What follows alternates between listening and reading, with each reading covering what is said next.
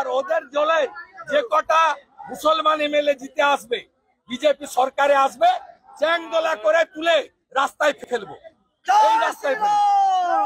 এই রাস্তায় ফেলবো 10 মাস পরে এই রাস্তায় ফেলবো। আর ওদের দলে যে কটা মুসলমান এমএলএ জিতে আসবে, বিজেপি সরকারে আসবে, চ্যাংদোলা করে তুলে রাস্তায় ফেলবো। এই রাস্তায় ফেলবো 10 মাস পরে এই রাস্তায় ফেলবো। ও ভয়ে বলছে ক্ষমতায় আসবে না, ও তো জানে ওর ক্ষমতায় আসবো না, অথবা আমার মানে ছুঁড়ে ফেলে দেওয়া হবো না, ওই জন্যই বলছে। ব্যাপারটা হচ্ছে বিড়াল কখন গাছে ওঠে জানেন তো, ঠেলায় পড়লে।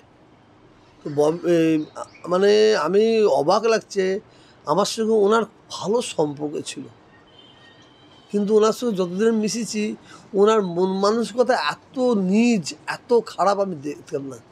তা আমার মনে হয় উনি টেনশনে ভুগছে, ওনাকে কোনো টেনশনের ডাক্তার দেখানোর দরকার আছে বলে আমি মনে করি। কত বুঝছেন না? আর আমরা ওই লোককে বাংলায় জায়গা দেবো না।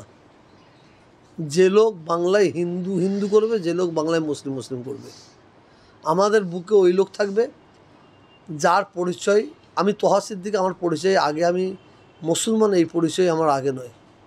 আমার পরিচয় হচ্ছে আমি আগে মানুষ। আপনি একজন হিন্দু, আপনার পরিচয় আগে হিন্দু হওয়া উচিত নয়, আগে মানুষ। আমাদের মানুষ হিসাবে যারা থাকবে, যাদের মানুষ মন মানসিকতা থাকবে, তাদের আমরা বুকে নেব।